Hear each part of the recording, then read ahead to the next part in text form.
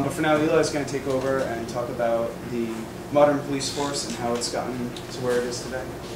I'm going to stand up because I'm good at being loud when I'm standing up and not when I'm sitting down. And if I'm not loud enough, yell at me or throw a cup at me.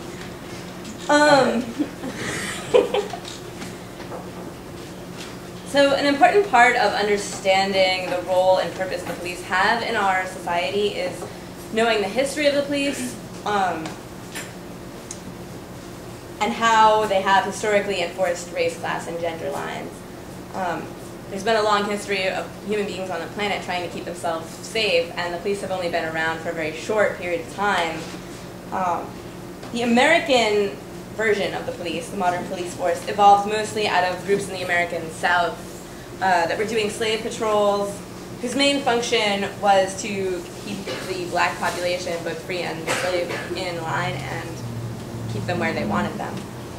It's quite clear that out of a fear of slave revolts and potential for change in the slave system, that Southern slaveholders needed to control the movement of the entire black population. And the parallel between a slave patrol requiring free papers or travel papers from a black person in 1810 in South Carolina and a police officer questioning the validity of a person of color's presence anywhere based on suspicion of that police officer is far too unavoidable. And it's also very clear that on both the Oregonian website you would hear, and in circles in Portland, middle-class liberal areas of, well, if they don't have anything to hide, and what could any law-abiding person be doing in that place or at that time, that they are there to enforce race lines and class lines. Slave patrols and city guards were predecessors to police by slaveholders and then the governments. These groups inevitably policed not just the black population, but Native Americans and immigrants and white vagrants as they grew and expanded and as they gained weapons. The gaining of weapons is another point, another part of the history to pay attention to. Other forms of policing, night watchmen in the north, had not really carried much in the way of weapons, but slave patrols carried whips and ropes to not just capture black people that they didn't think had a right to be there, but to punish them for being places they were deemed not to be. Later, during Reconstruction, the KKK and other violent white supremacist groups took it upon themselves to keep those populations in line. Many cities and towns during that time became sundown towns, either choosing to create laws keeping black people from living in the town or other populations, and frequently also didn't create laws that created a culture where that wasn't allowed, and the police were frequently the people to enforce that. Although, much like with the slave patrols, any person who could see it as his duty to evict or threaten violence of anyone.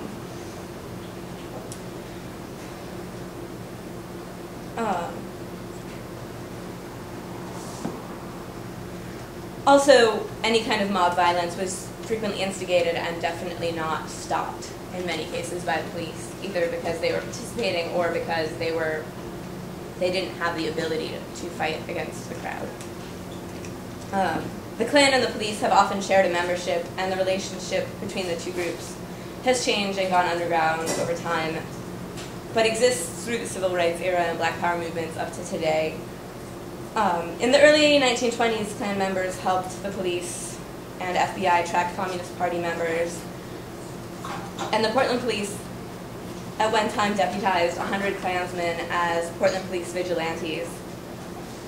But these alliances are not a thing of the past. In Simi Valley, during the trial of the officers who beat Rodney King, the Klan held support the police rallies, which the police there did not renounce in any way.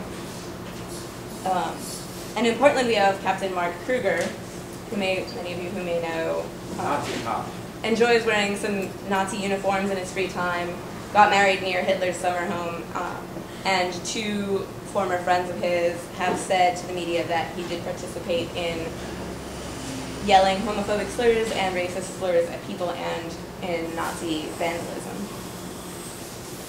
There's also the not well-remembered incident of the Portland police having 2 officers admit to throwing dead possums on black business owners' doorsteps and avoiding any repercussions by using the Portland Police Alliance the last time they marched on City Hall before this Chris Humphreys incident.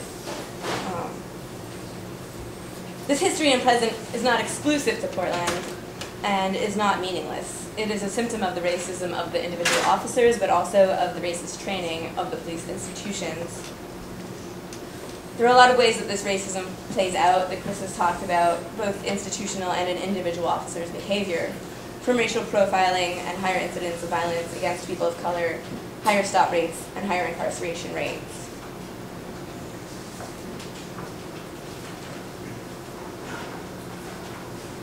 As we see in the history that the police have played in fighting labor organizers, civil rights organizers, and other movements for change, the police are here to police communities that are deemed to be in need of control, usually by the people who are in control. The police have been used to force workers off of strikes and back to work, or disperse crowds of workers in many labor struggles.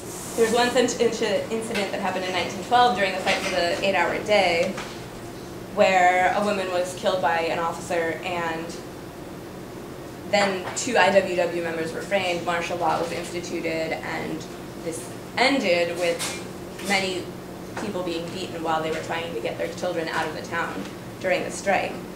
But this isn't far past. In 1995, a strike of workers from the Detroit News and Detroit Free Press had to deal with violent strike and private security that was sanctioned by the police and violent police officers. During the Civil Rights era, marches and demonstrations had to deal with police that can be epitomized in Bull Connor. As an institution, the police have been willing to meet nonviolence with violence. Recent history is replete with examples from Seattle in 1999 to the G20 recently in 2009. In red squads that kept track of activists and labor organizing, communists and radicals, and in the COINTELPRO, attacking the Black Panthers and other groups actively engaged in trying to change the status quo that often did not really end but transformed to avoid criticism and the increasing militarization of police. I had anticipated in writing this that most of the people in the room would be fairly well versed in COINTELPRO, so I did not intend to go very deep into it, but if you are not, we recommend that you do some reading on it. But I will mention that while it was an FBI program, they worked very closely with local police officers, and at least 28 Black Panthers were killed by local police officers during the program. And while it was officially ended amid scandal and uproar, there is plenty of evidence that the tactics are still being used, and I think the most recent example of that is the raids on activists in Minneapolis and Chicago in the last couple of weeks. It's also useful to think about the situation that the state is put in employing a group of people to enforce class lines when those they employ want protection in their jobs. Police have been joining groups like benevolent patrolmen's organizations and the Portland Police Association for a long time, and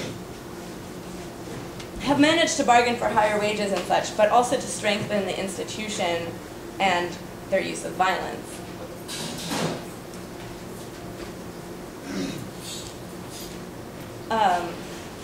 They also get to they get to frame the conversation by creating, in the Portland Police contract, there is a Bill of Rights, and it ensures that they will not be embarrassed by the Bureau if they do anything wrong.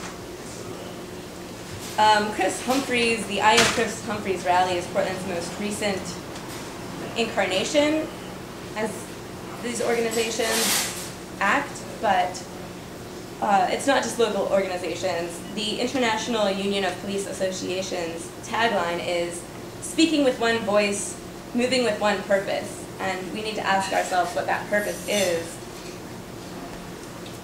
Police unions have marched unmolested by on-duty officers in riot gear, unlike the rest of us.